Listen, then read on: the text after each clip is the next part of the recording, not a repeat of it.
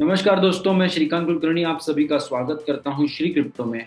आज की डेट है 24 अगस्त 2021। शाम के 8:11 हो रहे हैं। चलिए आज के एपिसोड की शुरुआत करते हैं।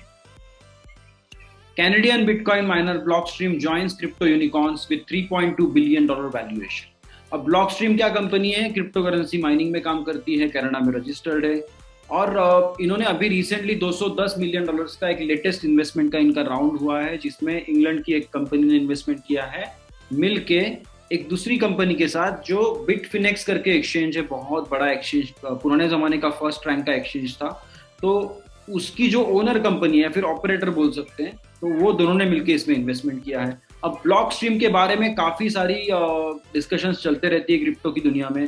कुछ लोग तो ये भी कहते हैं कि Blockstream pays for the Bitcoin Core developers. तो बिटकॉइन कोर डेवलपर्स को तो कोई सैलरी देने वाला है नहीं, राइट? क्योंकि बिटकॉइन तो डिसेंट्रलाइज्ड है, तो उनको सैलरी भी दिया जाता है या फिर कुछ ना कुछ एक्सपेंडिचर के लिए पैसे भी दिए जाते हैं ब्लॉक स्ट्रीम की तरफ से, ऐसा भी कहा जाता है। और देखा जाए तो ब्लॉक स्ट्रीम ये कंपनी के जो फाउंडर है एडम बैक खुद एक साइबरपंक मूवमेंट के एक जमाने के लीडर या फिर मेंबर बोल सकते हो। वो खुद क्रिप्टोग्राफर है और उन्होंने भी पहले अटेम्प्ट किया था इस तरीके के टेक्नोलॉजीज में, बहुत सारा काम करके रखा है पहले ही। तो एडम बैक जो है, तो अभी उनका कंपनी जो है तो $3.2 बिलियन पे पहुंच गया है। अच्छी न्यूज है, आगे बढ़ते हैं। बिटकॉइन ट्रांजैक्शंस स्टे लो डिस्पाइट प्राइस रैली। तो अभी क्या है कि प्राइस तो बढ़ रहा है, $50,000 के आसपास हम पहुंच गए थे, अभी $48,000 के आसपास है। तो प्राइस तो बढ़ रहा है, लेकिन क्या है कि जो ट्रांजैक्शंस पर डे है वो कम ही है। तो मई महीने में हमने यहाँ पे टॉप पहुंचे थे उसके आसपास, उसके जस्ट पहले ट्रांजैक्शंस हाई तक पहुंचा था, फिर highest number of transactions per day bitcoin blockchain के थ्रू उस टाइम पे था। और उसके बाद क्या हुआ कि मार्केट नीचे आ गया, तो उसके साथ में ट्रांजैक्शंस पर डे भी कम हो गए और वो पहुंच गए 2.25 लाख ट्रांजैक्शन पर डे तक। और अभी वो ग्रो कर रहा है, actually transactions per day actually अभी ग्रो कर रहे हैं, देख सकते हैं आप यहाँ पे। तो 2 लाख ट्रांजैक्शंस पर डे पे हम लोग अभी फिलहाल है। यहाँ से अगर आगे बढ़ते हुए देखेंगे तो अच्छे तरीके से अगर आपको समझना है तो इन शॉर्ट, अगर ट्रांजैक्शंस पर डे बढ़ रहे हैं इस ऐसी तरीके से, तो प्राइस भी उसके साथ ही साथ बढ़ती है। ऑलराइट, और प्राइस टॉप पे पहुंच गई, ये जानना अगर होगा तो ये जो था $64,000 के आसपास ये टॉप था, तो उसके आसपास ही ट्रांजैक्शंस पर डे घटना चालू हो गए और उसके साथ ये क्रैश हो गया, राइट? तो ये क्रैश होने के बाद अभी फिलहाल प्राइस बढ़ रहा है, उसके साथ ही साथ ट्रांजैक्शंस पर डे भी बढ़ रहे हैं। तो अगर आपको जानना है बिटकॉइन आगे जा रहा है, पीछे जा रहा है, क्या होने वाला है, एक फंडामेंटल एनालिसिस के हिसाब से देख सकते हो, तो आप चेक कर सकते हो कि कितने ट्रांजैक्शंस पर डे हो रहे हैं। ये एक अच्छा आइडिया है। आगे बढ़ते हैं। Europe prepares for the first bitcoin futures launch amid US ETF stalemate. तो यूएस ईटीएफ स्टेलमेट मतलब क्या? यूएस में एसईसी के पास काफी सारे एप्लीकेशंस ऑलरेडी पड़े हुए हैं 2 4 5 साल से, जो उनमें से काफी रिजेक्ट हो गए, उनमें से काफी ऐसे ही पेंडिंग रखे हुए हैं। तो ईटीएफ मतलब क्या? Exchange traded fund. तो बिटकॉइन के ऊपर based exchange traded fund launch करने के लिए काफी कंपनीज लाइन में खड़ी है। जेमिनी जैसी कंपनी है, जो विंकलवॉस ट्विंस ने लॉन्च किया था एक्सचेंज, रेगुलेटेड एक्सचेंज है, और काफी सारे उन्होंने मल्टीपल अटेम्प्ट्स किए हुए हैं ईटीएफ लॉन्च करने के लिए। लेकिन ये एसईसी जो है वो उनको किसी को भी एक भी बार या फिर एक भी ईटीएफ उन्होंने अब तक अप्रूव नहीं किया है। तो यूरोप में भी कुछ नहीं था, राइट? तो यूरोप में अभी पहला ईटीएफ आने वाला है, और वो ईटीएफ नहीं है, वो एक्चुअली ईटीएन है। एक्सचेंज ट्रेडेड फंड नहीं है, एक्सचेंज ट्रेडेड नोट्स है। और ये न्यूज हमने कवर किया था, आई थिंक 2 या फिर 3 दिन पहले अच्छे से कवर किया था। यूरेक्स नाम का उनका एक्सचेंज है, वो डेरिवेटिव एक्सचेंज माना जाता है बहुत बड़ा, और उस पे ही ये ईटीएन लॉन्च हो जाएगा अगले महीने। नेक्स्ट न्यूज की तरफ बढ़ते हैं। स्विस बैंक मतलब स्विट्जरलैंड की बैंक, कौन सी? B2B मतलब बिजनेस टू बिजनेस काम करने वाली bank, Swiss B2B bank InCore launches new tokenization tool using Tezos. तो टेजोस क्या है? तो टेजोस खुद एक ब्लॉकचेन है जिसके यूज करके आप नए नए टोकन्स लॉन्च कर सकते हो, जैसे इथेरियम में कर सकते हो, वेव्स में कर सकते हो, स्टेलर में भी कर सकते हो। तो वैसे ही टेजोस में भी आप यूज करके नए नए टोकन्स अपने हिसाब से लॉन्च कर सकते हो। तो उसको लॉन्च करने के लिए इस बैंक ने नया टूल बना दिया है। अब ये न्यूज बहुत अच्छी है, लेकिन अगर यहाँ पे स्विट्जरलैंड की जगह इंडिया या फिर ऐसे ही कुछ दूसरे डेवलपिंग कंट्री का नाम होता, तो हम लोग कह सकते हैं कि क्रिप्टो करेंसी का अच्छा खासा एडॉप्शन हो चुका है या फिर क्रिप्टो मेन स्ट्रीम बन गया है। तो अब तक तो मेन स्ट्रीम नहीं हुआ है। स्विट्जरलैंड जैसे देश, सिंगापुर जैसे देश जो हमेशा इनोवेशन को लीड करते हैं एटलीस्ट फाइनेंशियल सेक्टर में, तो वही हो रहा है कि स्विट्जरलैंड की ये बैंक अभी टेजोस का यूज करके एक टोकनाइजेशन टूल लॉन्च कर चुकी है, और भी उन्होंने काफी सारे कस्टडी और फिर स्टेकिंग और फिर ट्रेडिंग का भी सर्विसेज लॉन्च किया है टेजोस का यूज करके। अगली न्यूज की तरफ बढ़ते हैं। Japanese financial regulator considers imposing stricter crypto rules. तो इसको अभी एक मजाक जैसा लेना है या फिर ये एक हिलेरियस है लिटरली, क्योंकि अभी एक 10-12 दिन पहले की न्यूज थी कि जापानीज रेगुलेटर के जो हेड है वो खुद कह रहे थे कि जापान में क्रिप्टो करेंसी एक्सचेंज चलाना बहुत कठिन बात है, बहुत स्ट्रिक्ट रूल्स है या फिर बहुत भयंकर रेगुलेशन। और अभी क्या बोल रहे हैं ये लोग, या फिर अभी वहां से निकल के वो स्टेटमेंट देने के बाद अभी डायरेक्टली 15 दिन के अंदर वो कह रहे हैं कि हम लोग और स्ट्रिक्ट रूल्स ला रहे हैं। तो मे भी ऐसा होगा जैसे लंदन में या फिर इंग्लैंड में किया था कि बाइनेंस के अकाउंट्स या फिर बाइनेंस की तरफ जाने वाले पेमेंट्स जो थे वो 4-5-6 बैंक जो है सबने मिलकर रोक दिए थे। ठीक है, वो हुआ, और ये मैं अच्छे से नोटिस कर रहा हूँ 15-20 दिन में उन 4-5-6 बैंक्स ने उनका पेमेंट्स रोक दिया। और उसके बाद कल का न्यूज है कि वीजा ने वहां पे क्रिप्टो करेंसी सर्विसेज देना चालू कर दिया इंग्लैंड के कस्टमर्स। तो वैसे ही शायद यहाँ पे होगा वीजा, या फिर कोई किसी कंपनी के बारे में बुरा बात नहीं कहना है हमें, लेकिन कोई दूसरा मजा हुआ खिलाड़ी होगा पेमेंट सर्विसेज का, तो उनको जापान में एंट्री मारनी होगी। यहाँ पे 10-15 एक्सचेंजेस होंगे तो उनको कंपटीशन टफ होगी, इसलिए ये स्ट्रिक्ट रूल्स बना देंगे ताकि 15 एक्सचेंजेस में से मैक्सिमम उसमें फेल हो जाए उनकी टेस्ट में, और फिर 4-5 एक्सचेंज बचेंगे और उनको भी धीरे धीरे उनके सामने आके ये दूसरा जो कुछ मजा हुआ खिलाड़ी होगा वो आके खेलेगा। मे भी ऐसा हो सकता है, पता नहीं, ये मेरा थॉट प्रोसेस है, आपका अलग हो सकता है। नेक्स्ट न्यूज को देखते हैं। Bitcoin struggles at resistance, support near $48,000। तो 50,000 से 52,000 तक हमें पता है सबको कि उसको क्रॉस करना बहुत डिफिकल्ट था, फिर भी बिटकॉइन 50,200, 400, $500 तक जाके अब नीचे आ गया है अराउंड $48,000 तक। तो $48,000 का एक स्ट्रॉन्ग रेजिस्टेंस है, इसके नीचे जाना बहुत मतलब ईजी नहीं है।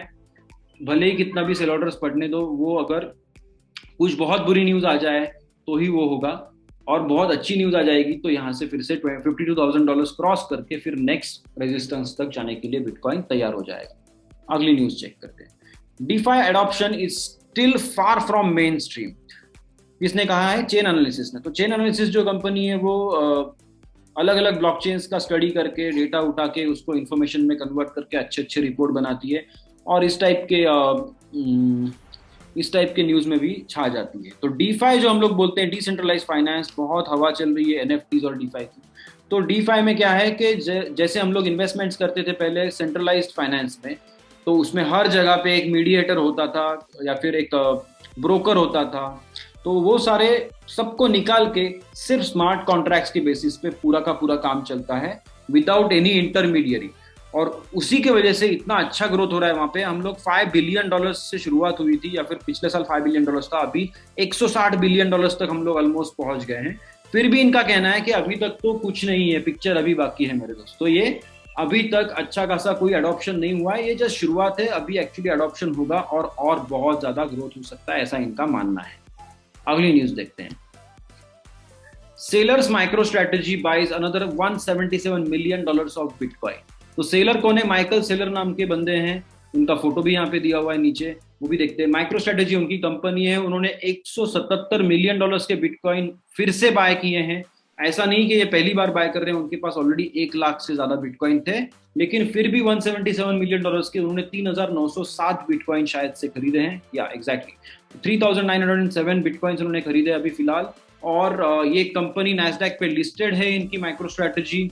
अच्छा खासा उनका ऑलरेडी एग्जिस्टिंग बिजनेस मॉडल है सॉफ्टवेयर्स का वगैरह, लेकिन वो करते हुए पैरेलली उनका गोल है कि बहुत बड़े पैमाने पे बिटकॉइन इकट्ठा करना, और वो हॉडल करना, उनको बेचना नहीं है। लॉन्ग टर्म के हिसाब से खरीद के वो सिर्फ हॉडल कर रहे हैं, और बाद में जब प्राइस उनको लगेगा कि अभी अप टू द मार्क आ गई है, शायद 5 या फिर 10 साल बाद, तब वो धीरे धीरे उनको बेच के आगे बढ़ेंगे और कंपनी को लेके।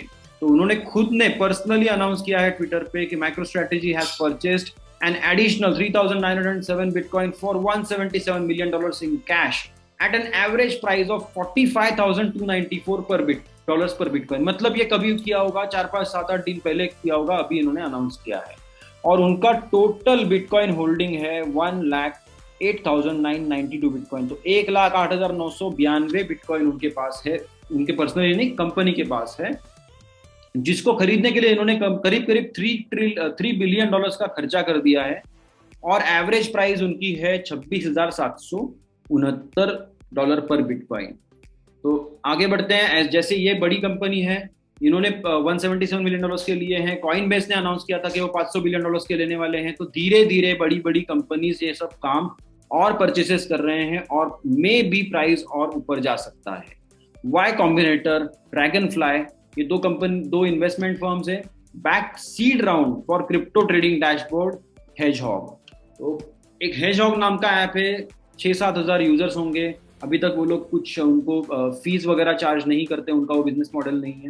तो उस ऐप का यूज करके आप क्या कर सकते हो कि आपका जो क्रिप्टो करेंसी पोर्टफोलियो है, तो उसको आप अच्छे से विजुअलाइज कर सकते हो कि कहाँ पे लॉसेस हो रहे हैं, कहाँ पे ग्रोथ हो रही है, या फिर किसका प्राइस कहाँ पे अच्छा है, किसका प्राइस कहाँ पे बुरा है, कौन से एक्सचेंज में जाना चाहिए। तो ये सारी चीजें वो प्रोवाइड करते हैं। उन्होंने $1.6 मिलियन रेज किए हैं अभी फिलहाल, और वो ऐप को और बेहतर करने के लिए ये पैसा लगाएंगे। आगे बढ़ते हैं। US mayor says Bitcoin will keep rising as the Fed continues to print more dollars।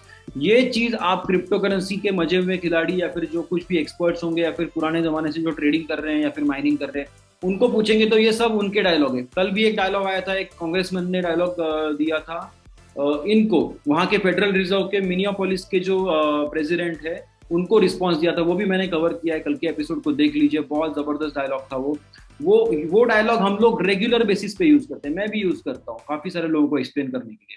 और अभी इन्होंने जो कहा है ये भी हम लोग यूज करते हैं, क्योंकि क्या है कि सेंट्रल बैंक जो है उनकी, वो डॉलर तो प्रिंट करते ही रहेगी, और जब तक वो डॉलर प्रिंट करते रहेगी, इन्फ्लेशन आएगा तो हर चीज का कीमत बढ़ेगा, राइट। तो इसीलिए जब तक फेडरल रिजर्व या फिर किसी भी देश की जो भी सेंट्रल बैंक है, उस देश को जाके उसके बारे में बात कर सकते हैं, तो जब तक वो प्रिंट करते रहेगी करेंसी, नया नया नया नोट्स और क्वांटिटी में प्रिंट करेंगे, तब तक बिटकॉइन की प्राइस बढ़ते रहेगी। अब स्टेटमेंट उनका एक्चुअल देखेंगे तो ये है, as the Fed's continue to print more USD, this chart will continue to rise. मतलब बिटकॉइन का चार्ट ऐसे ही जाएगा जब तक ये प्रिंट करते रहेंगे पैसे, तब तक। Bitcoin could be present but is definitely the future monetary system. मतलब जो फाइनेंशियल सिस्टम या फिर मॉनेटरी सिस्टम, मतलब पूरा का पूरा जो पेमेंट ये वो सब चीज मिला के मॉनेटरी सिस्टम कहा जाता है। तो मॉनेटरी सिस्टम बिटकॉइन अभी फिलहाल हो सकता था, लेकिन नहीं है, ठीक है, फ्यूचर में पक्का बनेगा। ओके, ये दो उनके जबरदस्त मुद्दे हैं। और third, after 21 million there isn't any more. मतलब क्या, 2,10,00,000 बिटकॉइन बनने के बाद एक भी नहीं बनने वाला, आधा भी नहीं बनने वाला, पाव भी नहीं बनने वाला, 0.1 भी एक्स्ट्रा नहीं बन सकता। तो टोटल सप्लाई है 2,10,00,000 बिटकॉइन, और अभी ऑलरेडी माइनिंग करके हो चुके हैं, आप चेक कर सकते हैं, 1,87,96,131 बिटकॉइन ऑलरेडी सप्लाई में है। ठीक है, 89.51% ऑलरेडी सप्लाई में है। तो अभी 10 या फिर 10.49% सिर्फ बाकी है, और उसके लिए ये सारे जायंट्स, 3-3, 4-4, 10-10 बिलियन डॉलर की वैल्यूएशन वाली कंपनीज एक दूसरे से कंपीट कर रहे हैं, ताकि वो बचा हुआ 10.5% या फिर 10.5% बिटकॉइन जो बनना बाकी है, जो 2140 तक बनेगा, तो उस कंपटीशन में इन्हें टिके रहना है, इसलिए सब कर रहे हैं। और ये जो मेयर साहब ने कहा है, ये कहाँ के मेयर है, जैक्सन करके सिटी है, टेनेसी नाम का राज्य है US में। ठीक है, तो उसके ये मेयर है, उनका नाम है स्कॉट कॉन्गर। और great statement, thank you sir. ऐसे ही अगर पॉलिटिशियंस और बड़े बड़े पोजीशन के लोग ऐसे ही अगर क्लैरिटी प्रोवाइड करेंगे और रियलिटी बताएंगे दुनिया को और उनके सिटीजन्स को, तो दुनिया अच्छे से आगे बढ़ेगी। देखते हैं अगली न्यूज क्या है। Publishing platform Substack to accept on chain and Lightning Network bitcoin payments via OpenNode. तो ये जो प्लेटफॉर्म है सबस्टैक नाम का, वहां पे लोग अपने अपने राइटिंग्स पब्लिश करते हैं, लोग उनको पेमेंट्स भी भेज सकते हैं, सब चीजें चलती हैं। तो वहां पे उन्होंने अभी शुरू किया है बिटकॉइन की ब्लॉकचेन के थ्रू बिटकॉइन एक्सेप्ट करना, मतलब ऑन चेन ट्रांजैक्शंस, और सेकेंड लेयर प्रोटोकॉल जो है लाइटनिंग नेटवर्क, उसके थ्रू भी उन्होंने बिटकॉइन एक्सेप्ट करना चालू कर दिया है। और ये बहुत अच्छी मूव उन्होंने की है कि जो लोग कट्टर क्रिप्टो में बिलीव करते हैं या फिर स्ट्रॉन्ग बिलीवर्स है डिसेंट्रलाइजेशन में, वो लोग अभी सबस्टैक पे जाके, भले ही उनका अकाउंट नहीं था अब तक, अब जाके वो लोग वहां पे अकाउंट बना के, भले ही वो पहले किसी और मीडिया चैनल पे पब्लिश कर रहे थे, वो वहां से सब कुछ उठा के सबस्टैक पे जाके बैठ जाएंगे। और जो अब तक हेजिटेट कर रहे थे सबस्टैक पे अकाउंट बनाना, वो शायद से अभी वहां पे बनाना शुरू कर देंगे। तो सबस्टैक को एक बड़ा ग्रोथ यहाँ से मिल सकता है। ऊपर से पेमेंट का ऑप्शन बिटकॉइन रखने की वजह से क्या होगा कि समझो 2021 में उनको XYZ नंबर ऑफ बिटकॉइन मिले, 2025 तक उन्होंने अगर वो होल्ड किए तो प्राइस शायद से बढ़ सकती है। इंस्टेड ऑफ दिस अगर उन्होंने फिएट करेंसी कोई भी लिया तो उसका परचेसिंग पावर इन्फ्लेशन की वजह से धीरे धीरे कम हो जाएगा। तो ये मजाक है नहीं है, ये बहुत सीरियस मूवमेंट्स बहुत सारी बड़ी बड़ी कंपनियां ले रही हैं। आगे बढ़ते हैं। क्रिप्टो इन्फर्नो, मतलब बहुत जबरदस्त आग लगी हुई है क्रिप्टो में। क्या आग लगी हुई है? Ethereum network has burn more than $230 million in ether in 17 days. तो आप जानते होंगे 17 दिन पहले लंदन हार्ड फोर्क हुआ था इथेरियम में, उसमें EIP मतलब इथेरियम इंप्रूवमेंट प्रपोजल 1559 एक्टिवेट हुआ था। उसके तहत जो भी फीस एक ब्लॉक में समझो 1000 ट्रांजैक्शन से, तो हर ट्रांजैक्शन के पीछे एक फीस है, वो सारी इकट्ठा होके वो माइनर को जाती थी। तो वो जो फी जा रही थी वो फी अभी डिलीट हो जाती है या फिर बर्न हो जाती है या फिर उतने इथेरियम डिस्ट्रॉय हो जाते हैं। तो वो सारे पकड़ के करीब 73,784 इथेरियम अब तक डिस्ट्रॉय हो चुके हैं। और इसके वजह से एक फायदा होगा कि इथेरियम को अब तक कोई हार्ड कैप या फिर एक प्रोडक्शन के लिए कैप नहीं था, राइट। यहाँ पे देख सकते हैं कि ये बिटकॉइन को लिमिटेशन है 2 करोड़ 10 लाख का, ओके। लेकिन इथेरियम को कुछ भी लिमिटेशन नहीं है, इथेरियम जितना चाहे बनते रहेगा आगे तक। एडीए को भी लिमिटेशन है, राइट। 45 बिलियन एडीए बनने वाले हैं, अब तक 32 बिलियन बन चुके हैं। तो मुझे ये नहीं पता चलता, लोग डोज कॉइन के बारे में उल्टी सीधी बातें करते हैं क्योंकि उसके सप्लाई में लिमिट नहीं, बनते ही रहेगा इनफाइनाइट। तो इथेरियम भी तो वैसा ही है, इथेरियम को नहीं क्यों नहीं बुरा भला कहते आप, राइट। BNB भी तो वैसा ही है, बाइनेंस कॉइन। क्या USD टेदर का कुछ लिमिटेशन है? नहीं है। डोज का भी नहीं है, USDC का भी नहीं है, डॉट का भी नहीं है, सोलाना का भी नहीं है, लूना को भी नहीं है लिमिटेशन। तो फिर ऐसी बातें सिर्फ डोज के बारे में क्यों कहते हैं, ये मुझे समझ में नहीं आता। ठीक है, अगली न्यूज की तरफ बढ़ते हैं। Salvadoran president Nayib Bukele promises bitcoin law won't be forced on citizens. ये अच्छा खासा उन्होंने क्लैरिफिकेशन दे दिया है। पहले उनके फाइनेंस मिनिस्टर ने भी यही कहा था कि बिटकॉइन पेमेंट्स आर ऑप्शनल, भले ही उसे हमने लीगल टेंडर का दर्जा दे दिया हो। उसका मतलब ये नहीं कि आप फोर्स करोगे किसी को बिटकॉइन एक्सेप्ट करने के लिए। उसका मतलब ये है कि अगर आप बिटकॉइन में पेमेंट देना चाहते हैं तो दे सकते हैं, अगर आपको एल साल्वाडोर की जो लोकल करेंसी है उसमें पेमेंट देना है तो भी दे सकते हैं। तो वो टोटली ऑप्शनल है, मैंडेटरी नहीं है, ओके। इसी नोट पे आज के एपिसोड को हम लोग रोक सकते हैं, या फिर आज हमको अलविदा कहने से पहले जस्ट मैं 5 सेकंड में इसको रिफ्रेश कर लेता हूँ coinmarketcap.com को, और फिर आपको बताता हूँ कि 24 अगस्त 2021 को शाम को 8:38 पे बिटकॉइन की कीमत थी $48,559। मैं श्रीकांत कुलकर्णी आपसे अलविदा कहता हूँ आज के लिए। कल के एपिसोड में फिर से मिलेंगे, क्रिप्टो करेंसी दुनिया की सारी खबरें चेक करेंगे, लेटेस्ट डेवलपमेंट्स देखेंगे और मार्केट अपडेट भी देखेंगे। तब तक के लिए buy the dips and hodl. Bye guys.